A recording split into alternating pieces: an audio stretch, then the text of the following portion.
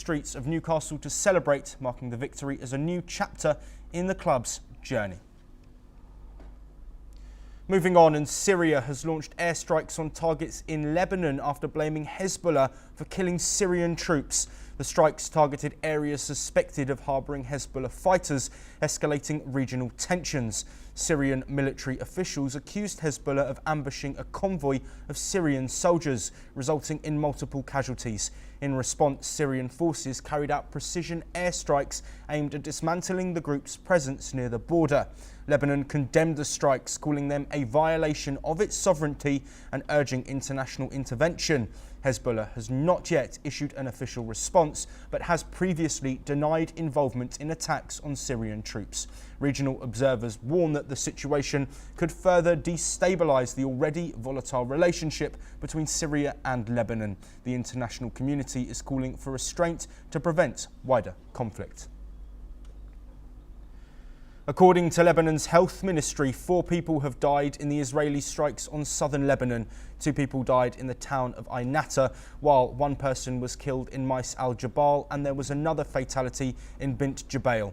Israeli Defense Minister Israel Katz later said the military had targeted Ainata after a stray bullet from a Hezbollah operative's funeral hit the windshield of a vehicle in the northern Israeli community of Avavim. Katz also stated that Israel will not allow shooting from Lebanese territory towards northern communities and that they will respond strongly to any violation of the ceasefire. The Israeli army later said that it attacked a headquarters of the Radwan force and Hezbollah buildings in southern Lebanon as a helicopter attacked Yaroun's outskirts for a second time. Back to North America, and a devastating tornado outbreak has left at least 40 people dead across 7 states, with Alabama Governor Kay Ivey confirming 3 deaths in her state, with damage reported in 52 out of 67 counties. Fatalities have also been recorded in Kansas, Mississippi, Texas, Arkansas and Oklahoma. Missouri is suffering the highest toll of 12 fatalities. The severe weather has brought destruction and tornadoes, violent winds reaching 80 miles per hour, a massive hailstorm impacting millions of people across the Midwest and South US.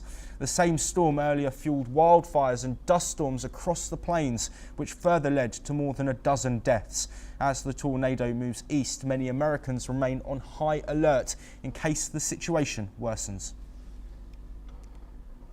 Pope Francis has made his first appearance in a newly released photograph from the Vatican more than a month after being hospitalised with pneumonia. The 88-year-old pontiff was seen in a wheelchair wearing traditional Lenten vestments, and he celebrated Mass in the chapel of his hospital suite at Rome's Gemelli Polyclinic. Though he is still under medical care, Francis has expressed gratitude to his supporters and emphasised the importance of faith, love and resilience.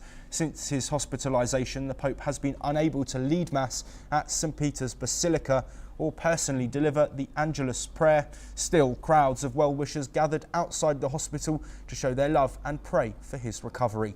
The Vatican says his condition is stable, though he continues to receive therapy as he works towards a recovery. To Africa, and the Rwanda-backed M23 armed group has accused the Democratic Republic of Congo's government of attempting to sabotage peace talks scheduled for Tuesday in Angola. The group claims that Congolese forces have intensified airstrikes using fighter jets and drones in densely populated areas, calling it a deliberate effort to derail negotiations. Angolan President João Lourenço has called for a ceasefire, but neither side has committed to halting hostilities. DRC President Felix Tshisekedi has long refused to engage in direct talks with M23, blaming Rwanda for the group's resurgence. However, following his visit to Luanda, Kinshasa has agreed to send a delegation to the talks, though it remains unclear whether they will engage directly with M23. According to Israel, its negotiating team discussed the hostage issue with Egyptian mediators on Sunday. This came after Prime Minister Benjamin Netanyahu had told Israeli negotiators to continue the indirect talks on the ceasefire later on Saturday. Netanyahu, meanwhile, sought to dismiss the head of internal security agency Shin Bet amid a public spat over proposed reforms to the agency following Hamas's October 7th attacks. Mediated by Qatar, Egypt and the United States, the initial phase of the ceasefire took effect on January the 19th, largely halting more than 15 months of fighting in Gaza, triggered by the Hamas attack. That phase ended in early March, and though both sides have since refrained from all-out war, they have been unable to agree the next stage of the ceasefire in the Palestinian territory. Israeli Prime Minister Benjamin